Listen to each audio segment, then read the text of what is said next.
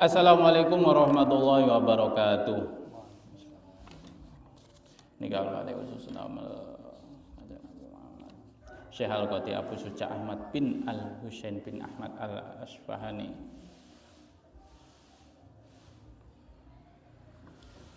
Al-Fatihah. A'udzu billahi minasyaitonir rajim. Bismillahirrahmanirrahim. Alhamdulillahirabbil alamin arrahmanir rahim maliki yaumiddin. Iyyaka na'budu wa iyyaka nasta'in ihdinas siratal mustaqim siratal ladzina an'amta 'alaihim ghairil maghdubi 'alaihim waladdallin. Amin.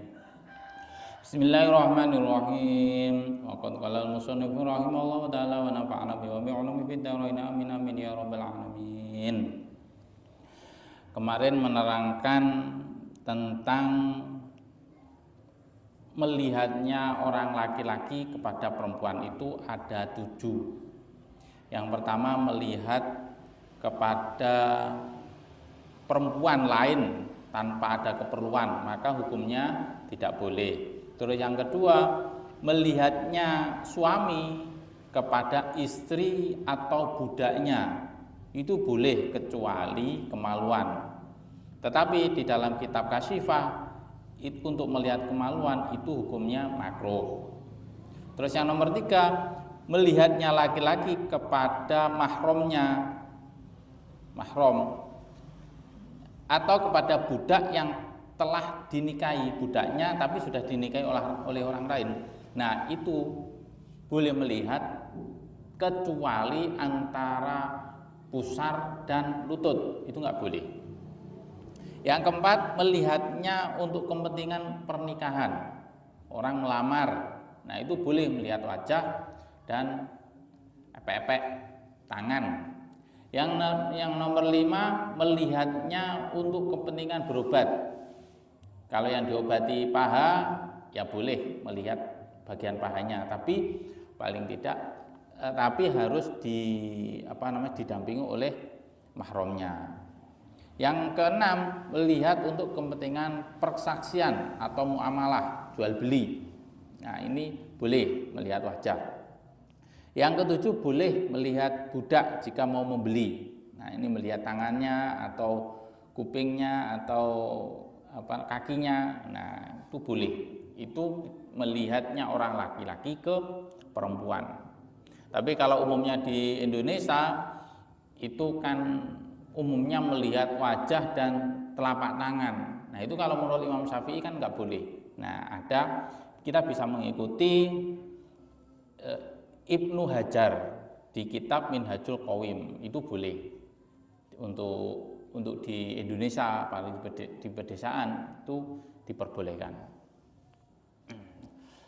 Terus sekarang membicarakan tentang faslun, utawi iki iku fasol suci.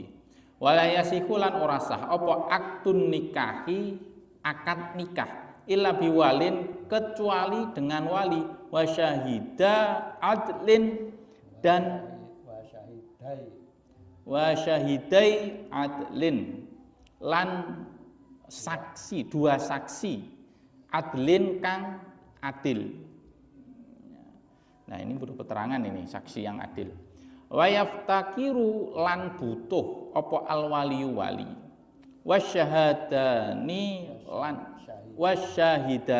lan 2 saksi, ila sitati syara'ita, maring 6 piro-piro syarat.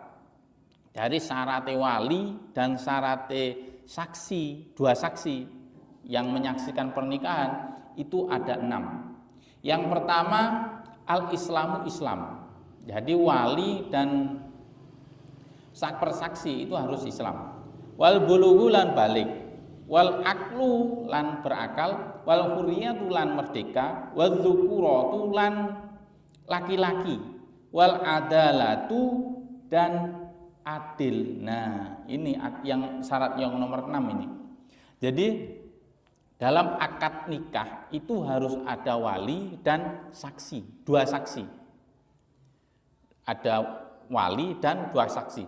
Dan syaratnya wali dan saksi itu harus 6. Yang pertama Islam, yang kedua balik. Jadi misal Fatimah mau nikah, tapi bapaknya nggak ada. diwali kakeknya juga nggak ada misal, tinggal adiknya. Nah adiknya ini laki-laki tapi masih kecil umur 6 tahun. Nah ini belum bisa menjadi wali, tidak boleh menjadi wali karena belum balik, belum dewasa. Terus syarat nomor 3 itu berakal. Jadi orang gila itu tidak boleh menjadi saksi dan menjadi wali, nggak boleh. Yang keempat merdeka. Yang kelima laki-laki, harus laki-laki. Untuk menjadi wali dan menjadi saksi itu harus wali. Dan yang nomor 6 itu adil. Nah, adil di sini itu adalah orang yang tidak melakukan dosa besar dan tidak melakukan dosa kecil yang berturut-turut. Itu yang dinamakan dengan adil. Jadi kalau ada orang yang melakukan dosa besar, yang mencuri, ya pokoknya dosa besar, itu tidak bisa dijadikan wali. Terus kalau ada orang yang melakukan dosa kecil tetapi terus-menerus, itu juga tidak bisa dijadikan wali. Itu termasuk fasik. Orang yang bohong itu dinamakan fasik. Jadi saksi itu tidak boleh orang fasik, dan orang wali itu juga tidak boleh orang fasik.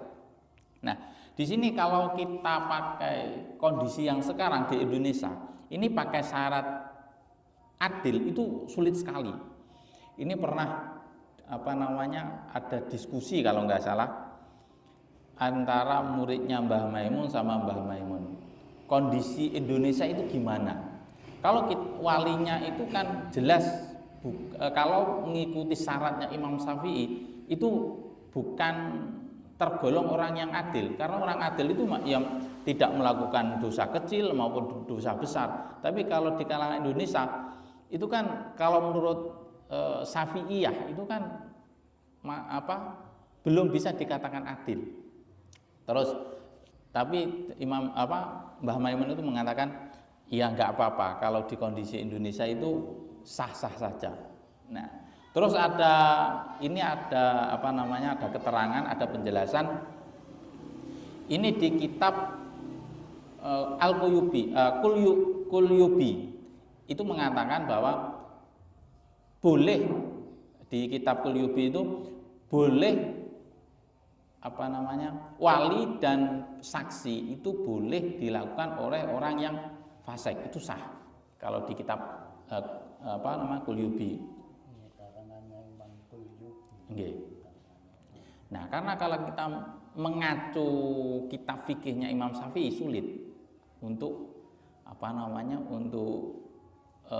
di Indonesia. Kalau kita terapkan Imam Syafi'i, ya banyak pernikahan di Indonesia itu nggak sah kan, ya melanggar aturan berarti kan. Nah makanya mencari solusi lah di Indonesia itu, ulama di Indonesia kan mencari solusi bagaimana pernikahan di Indonesia itu bisa sah. Makanya kan ada KUA itu kan sudah diatur sama ulama-ulama bagaimana kalau ada penghalang ya kita solusinya apa. Nah itu terus dicari. Nah itulah merupakan manfaatnya ulama yang ada di Indonesia. Ya orang yang di Indonesia tadi mengerti kehidupan Indonesia, ya mencari solusi tapi tidak keluar dari kaidah Al-Quran dan Al-Hadis dan tetap mengikuti sunnah Rasul gitu, tetap dicarikan. Terus wal adlatu lan yang keenam harus adil. Lanjutannya illa annahu angin pestine kelakuan iku layaf takiru ora karep sapa nihahu dhimmati nikae kafir dhimmi ila islamil wali maring islame kang wali yang Islam, wala nikahul ammati lan ora karep apa nikahul ammati nikahe amat ila adalati sayyidi maring ora onone said. Nah, Jadi ngeten. Menikah dengan orang non muslim. Nah, laki-lakinya muslim Islam, terus si wanita ini non muslim. Ini boleh. Kalau pernikahannya seperti ini, siapa namanya? Kafir non muslim. Nah, sekarang kan menggunakan kata non muslim. Non muslim, wanita yang non muslim ini tidak tidak menggunakan wali, itu boleh. Soalnya di sini la yaftakirun nikahul dzimmati ila islamil wali, Islamnya wali. Dimiyati. Nggih, dzimmi. Dimiyati. Dzimmi. Perempuannya Perempuan non muslim, kafir dzimmi. Kafir yang dilindungi. Nggih, dilindungi. Jadi perempuannya kafir dzimmi. Ya. Boleh. Nah, di sini istilahnya Tidak usah wali yang Islam, tidak apa-apa. Tidak apa-apa. Jadi di sini istilahnya kafir dzimmi, bukan Nasrani, tapi di sini istilahnya adzimiyati, kafir dzimmi. Jadi ngeten ya. Kafir dzimmi itu adalah kafir yang membayar pajak ke negara, ke penguasa. Itu namanya kafir dzimmi. Terus ada yang namanya kafir harbi. Kalau kafir harbi itu kafir yang memusuhi orang Islam, memerangi orang Islam. Itu yang dinamakan dengan kafir harbi. Nah, kalau menikahi kafir harbi itu nggak boleh. Tetapi kalau kafir dzimmi itu boleh menikahi kafir dzimmi. Ya. Jadi kafir dzimmi itu adalah non Muslim yang membayar pajak ke penguasa. Nah, itu kafir penguasa Islam, kafir dzimmi. Nah, misal dulu zamannya Nabi Muhammad, ketika di Mekah sama Madinah sudah dikuasai oleh orang Islam.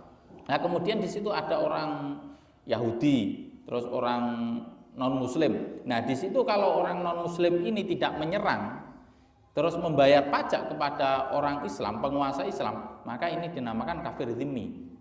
Kalau ini wanita, isi kafir dzimmi ini dinikahi oleh pria muslim, ini boleh, sah. Tapi layak takut nikah dimiyati. Nikahnya itu tidak membutuhkan wali Islam. Islam itu boleh, itu sah. Nah, tapi saat ini permasalahannya di Indonesia. Syaratnya kafir dzimmi itu harus membayar pajak ke penguasa muslim. Nah, itu kafir dzimmi, dikatakan kafir dzimmi. Nah, sekarang dalam kasusnya Indonesia itu bukan orang non muslim itu jelas membayar pajak, tetapi bukan ke penguasa Islam. Nah, itu apakah itu dikatakan kafir dzimmi? Masalah pajaknya kan pajak negara. Pajak negara. Apakah itu dikatakan kafir dzimmi? Kalau statusnya non muslim ini adalah kafir dzimmi, boleh dinikahi, wanitanya boleh dinikahi. Tapi, nah di sini itu kafir itu kan ada dua, kafir dzimmi dan kafir harbi. Kalau tidak dikatakan kafir dzimmi, berarti kan kafir harbi. Tapi dalam kenyataannya non muslim di Indonesia itu tidak menyerang orang Islam. Nah, berarti kan tidak bisa dikatakan kafir harbi. Tidak membayar pajak kenegaraan yang biasa. Nah, itu menjadi polemik di kalangan orang-orang fikih. Apakah non muslim di Indonesia dikatakan kafir dzimmi atau kafir harbi? Kalau dikatakan kafir harbi, jelas orang non muslim di Indonesia enggak menyerang orang Islam, jelas itu sudah jelas. Tapi kalau dikatakan kafir dzimmi, tidak bayar pajak. Pajaknya kita itu pajak ke negara, bukan ke penguasa Islam. Karena negara kita bukan negara Islam, tapi negara demokrasi. Nah, apakah itu dikatakan kafir dzimmi? Ya, lah kula mboten saged jawab apakah itu kafir dzimmi, apakah itu kafir harbi. Jadi yang perlu diperhatikan itu kalau anak muda generasi Z, Gen Z itu kan suka main sosmed. Nah, perlu diperhatikan itu kalau sudah nyangkut pernikahan itu kan sudah rame. Nah, dampaknya apa? Dampaknya itu kan terus nyinggung, menghina itu masalahnya. Nah, itu kan ada, ya nggak sedikit sih, ada orang Muslim tapi nikahi orang Kristen, nikahi orang menikahi bukan orang Muslim. Nah, itu langsung dihujat, langsung itu zina ini. Nah, tapi masalahnya di kitab takrib ini dijelaskan boleh menikahi Muslim yang kafir dhimmi. Masalahnya di Indonesia itu kafir dhimmi atau kafir harbi. Kalau dikatakan kafir harbi jelas nggak memerangi. Kalau dikatakan kafir dhimmi Itu banyak di media sosial TikTok gitu. Nah, itu zina. Nah, kan belum tentu. Tiba-tiba kok langsung mengatakan zina. Apalagi Chef Bobon itu masuk Islam. Kemudian istrinya itu kan dulunya Kristen, sekarang kembali ke Hindu mungkin. Terus ada Dr. Richard Lee pindah ke Islam. Kalau istrinya itu kan Katolik, kayaknya pindah ke Konghucu mungkin. Lah itu kan istrinya, tapi yang laki-laki kan Islam. Nah, kalau yang perempuan kafir non Muslim tapi kafir dhimmi kan masih boleh. Nah, itu kan banyak dihujat di media sosial itu. terus kalau sama-sama orang Islam tapi lain akidah bisa saja ya. Bisa. Pokoknya masih berpegangan Al-Quran. Al-Quran al-Hadis masih syahadat asyhadu alla ilaha illallah itu masih Islam tapi lain tetap dikatakan akidah. tetap apa namanya tetap syahadat, maksudnya tetap syahadat, tetap sholat, tetap boleh itu. Kalau itu tetap dikatakan Islam. Akidah itu mungkin yang beda namun cuma apa itu. Kalau pokok-pokoknya usulnya sama. Sama. Seperti sholat 5 waktu. Ya 5 waktu ya sama. Sama. Tetap. Cuma yang berbeda itu huruf-hurufnya itu loh, kayak kesunatan itu kan beda. Oh ya tahlil karo tidak. Bisa saja. Itu tetap dikatakan Islam kalau yang seperti itu. Tetap. Kalau yang jelas itu kan Kristen, Nasrani, Hindu, itu kan sudah jelas. Sudah jelas. Nah, itu kalau si lakinya Muslim terus ceweknya itu non Muslim itu apa namanya boleh. Nah, itu kan banyak kasus-kasus kayak gitu kan banyak. Dampaknya apa kan si ceweknya kan akhirnya lama-lama terus ikut itu lama-lama. Maksudnya masuk Islam. Masuk Islam. Nah, Status dakwah itu kan ya lumayan kalau di Indonesia itu. Nah, itu kan kalau dipikir-pikir mereka malah mengislamkan, terus ya mereka mengislamkan walaupun apa namanya menikahi non Muslim, akhirnya lama-lama kan si cewek kan ngikut juga lama-lama. Lumayan kok. Istri siapa? Istri Dr. Radli, ya nggak tahu nanti suatu saat masuk Islam kan nggak ngerti juga. Oke, niku nggih. Terus niki lanjutane menjelaskan tentang amati. Nah niki napa niku. Nah, sedangkan pernikahan budak itu budak perempuan itu tidak memerlukan napa niku adilnya sayyid, tuannya. Itu ya tidak apa namanya wala nikahul amati ila adalati sayyidi. Pernikahannya budak perempuan tidak memerlukan keadilan dari tuannya. Terus niki bahas tentang wali pernikahan. Wa aulal ulati utawi paling utamane wali nikah iku al abu bapak.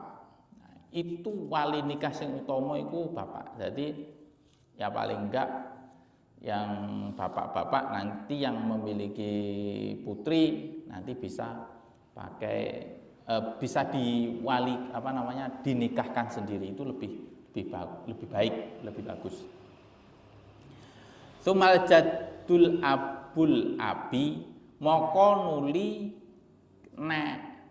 kakek bapake bapak, rupane bapake bapak.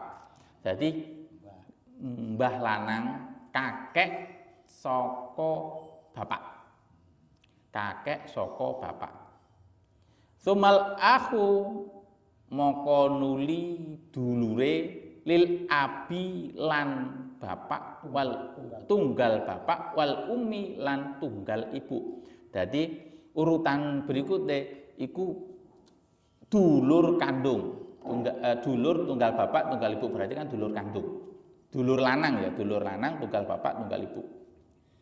Ku urutannya. Terus urutan sing kepapat, jadi sing pertama, sing paling utama itu bapak, terus mbah lanang sing teko bapak, kemudian dulur kandung, terus kemudian sumal akhu lil abi moko nuli dulur lil abi tunggal bapak. Jadi kemudian sing nomor papat iku dulur tunggal bapak beda ibu. Terus selanjutnya sumabnul akhi lil abi wal umi moko nuli anak lanangi dulur teko bapak lan ibu, dulur kandunge. Nah iki berarti ini putrane dulur kandung, berarti ponakan. Jadi sing berikutnya keponakan. Sumabnul akhi moko nuli anak lanange dulur lil abi maring tunggal bapak. Nah terus maring ngono ponakan tapi teko dulur teko bapak, maksudnya sak tunggal bapak beda ibu. Anake dulur tunggal bapak beda ibu. Sumal amu moko nuli paman. Nah paman malah di urutan terakhir ternyata. Sebab nuhu moko nuli anake paman. Ala hadzat tartibi ing atase ikilah tertib. Nah, jadi wali itu ini diurutkan. Jadi wali nikah itu yang pertama, yang utama itu adalah bapak. Yang menikahkan itu bapaknya. Terus kemudian yang nomor loro mbah lanang, mbah teko bapak, mbah lanang teko bapak. Nah kemudian dulur kandung. Terus sing nomor papat dulur kandung, dulur tunggal bapak, tapi sing lanang dulur tunggal bapak. Nah kemudian paman, ternyata paman itu di urutan nomor agak-agak terakhir. Yang terakhir itu anaknya paman. Ini paman ini dari ibu atau dari bapak sama saja. Nah, itu malah malah anaknya paman itu nomor terakhir dan paman itu hampir-hampir terakhir ternyata. Jadi memang seperti itu urutan wali itu. Kalau bapaknya sudah meninggal berarti ya neneknya kakeknya. Kalau kakeknya sudah meninggal ya dulur kandung. Kalau dulur kandung enggak ono ya dulur sebapak. Terus faida udimat moko rilekane den sepekake apa asobah yang kerabat tadi, yang di atas tadi ku. Fal maula moko utawi wali, fal maula moko napa niku sayyid apa tuan, moko bekas tuan, moko wali, moko wali al mu'tiku kang merdekaaken. Jadi wali summa asobatu moko nuli kerabat asobahe apa tuan sing merdekane mau. Sumal hakimu maka nuli hakim. Nah, urutan berikutnya itu adalah jika dulunya budak dan diperdekakan oleh budak oleh tuannya dimerdekakan. Nah, dari urutan tadi itu misal nggak ada. Jadi tuan yang pernah memerdekakan tadi itu bisa menjadi wali. Kalau tuannya sudah meninggal, ya jadi asobahnya, kerabatnya tuannya tadi itu ya ayahnya tuannya, mbahnya tuannya, terus pamannya, ya seperti urutan yang tadi itu. Tapi yang tuannya jika dulunya pernah menjadi budak. Tapi untuk sekarang saya peringatkan bahwa di Indonesia itu sudah nggak ada perbudakan lagi. Di dunia itu sudah menentang perbudakan. Kalau itu semuanya nggak ada, sumal hakimu, ya pada akhirnya ya hakim yang harus menjadi wali. Berarti wali hakim. Wali hakim. Wali hakim. Pengulu ini kan nopo hakim nih. Nggih hakim. Kalau mboten semerep pengulu niku merupakan hakim napa mboten ngertos. Pokoke petugas hakim kan ana pengadilan agama. Nggih, nggih enten pengadilan agama. Kula mboten terlalu paham masalah pengadilan agama pripun dereng mempelajari. Ya kemungkinan mungkin MUI utawa napa mboten semerep. Cuma orang-orang yang tugas di pengadilan agama. Nggih mungkin mawon. Hakim orang yang menghukumi ya hakim. Apakah pengulu itu hakim? Ya masa pengulu hakim? Kayaknya belum. Pengulu petugas. Petugas dereng hakim lah niku. Petugas. Nggih kirangan. Petugas mengijabi lah. Nggih. Hakimnya pengadilan agama biasa. Nggih. Lanjut. Walaya juzulan ora wenang, tidak boleh. Apa ayusoriha yen to mertelaake bi khidbatin kelawan ayusoriha yen to mertelaaken sapa rajul bi khidbati kelawan nglamar muqtadatin kang sakwise iddah. Wa yajuzu lan wenang apa ayu aridha yen to nglamar sapa rajul laha maring wong sing dikhitbah, wanita yang akan dilamar khitbah. Wa yang kihaha lan menikahi sapa rajul ha in khitbah ba'da ing qidai ing dalem ba'dang qidai iddatiha ing dalem sakwise marine iddahe khitbah. Iddah dados ngeten. Orang laki-laki itu tidak boleh melamar secara terang-terangan kepada wanita yang baru saja diceraikan.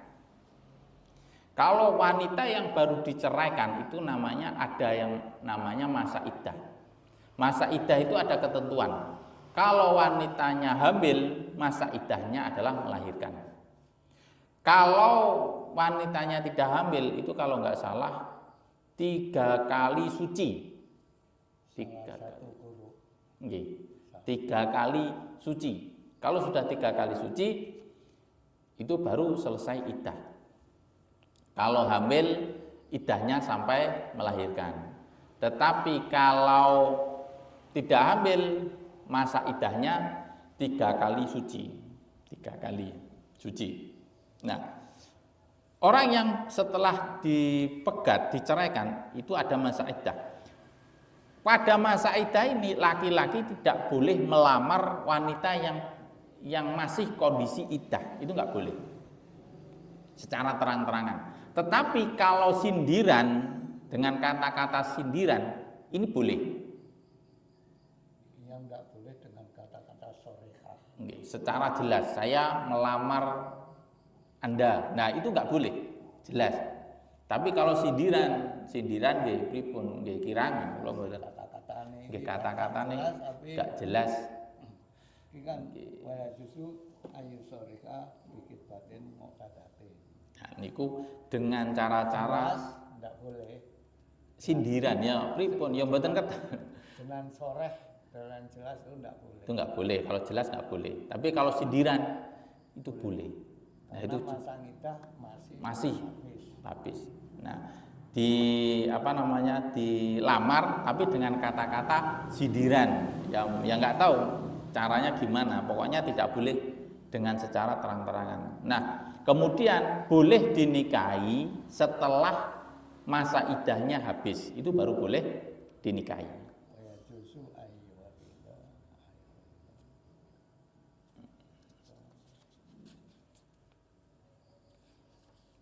Lanjut. Wanisa'u utawi gadis perawan. Nisa wadon. Wanisa'u utawi tiang wadon, orang perempuan, iku alal dorbaini atas dua macam. Jadi wanita itu ada dua. Yang pertama rupane sayyibatin janda. Wa abkarin lan gadis. Jadi wanita itu ada dua, janda dan gadis. Fal kibru moko utawi gadis, piro-piro gadis. Iku ya juzu wenang opo gadis lil abi wal jadi kedue bapak lan mbah lanang. Opo ijbaruha iki fa'ile lapan ya juzu. Nggih. Wenang apa ijbaruha maksa bikru maksa gadis ala nikahi ing antase nikah. Jadi lak gadis itu boleh dipaksa menikah. Itu boleh. Ya juzu boleh. Jadi itu kalau gadis dipaksa dinikahkan ya, kalau kasarnya ya dipaksa dinikahkan. Itu ning Sari Sukorejo niku saniki dados bunyai niku kan angsal paman sepupu nggih dinikahkan kalih abahnya ning Sari. Nggih lumayan kathah lah teng kalangan pondok niki menawi kathah tiyang medunten biasa. Tapi kirangan sakniki tasih enten apa mboten. Permasalahannya niku kan sakniki gus-gus neng kuliah. kuliah niku kan wis pun pemahamane niku kan pun kathah. Dados putrine Gus Dur napa niku kan kathah niku pun pemikiran modern. Nah niki menawis jarang. Senajan putrine kiai wis menawi nggih jarang niki pemaksaan pernikahan niki.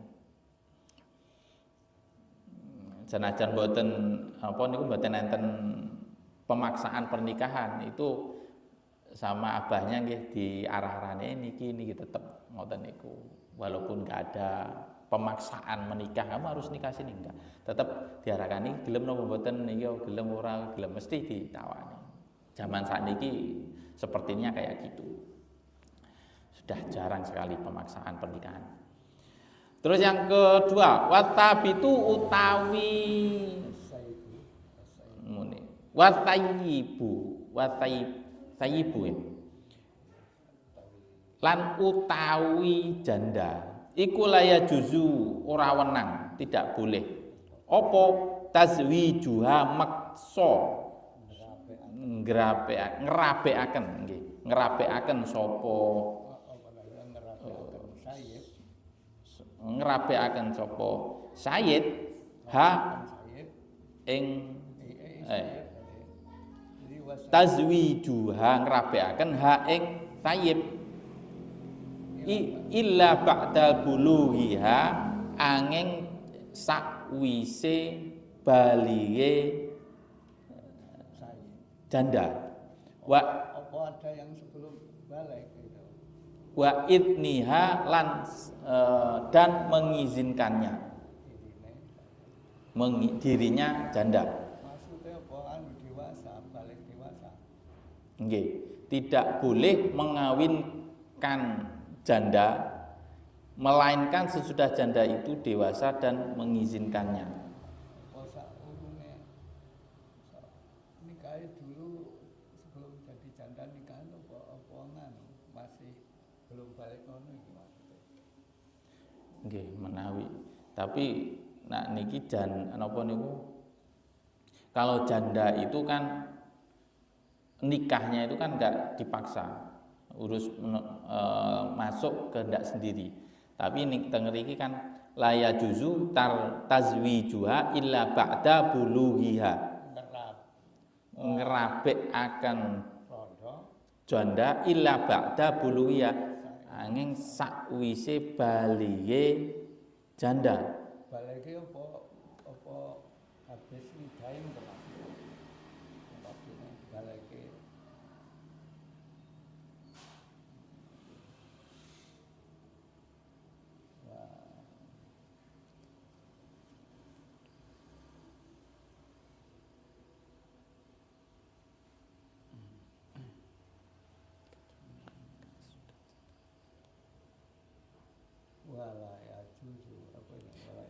Ya juzu tidak boleh memaksa kecuali setelah baliknya janda dan atas izinnya, maksudnya jandanya itu mengizinkannya.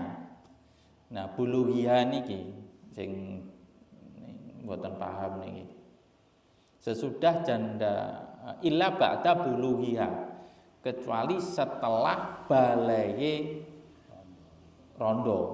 rondone, berarti mboten dipaksa. Balik iki maksudnya apa? Habis waktu nikah tumekane habis waktu nikah ngono apa ya? Nggih menawi. Waktu nikah itu ya sudah balik loh. Nggih. Ya habis mungkin ya habis waktu nikah. Nggih, waktu itu. Dan nah ini wa idniha lan harus seizinnya janda. Pokoknya Harus wis ngidini arep dirapekne ngono. Nggih. Baru boleh. Pun napa niki pun faslun wal muharramatu wallahu a'lam bishawab. Al-Fatihah.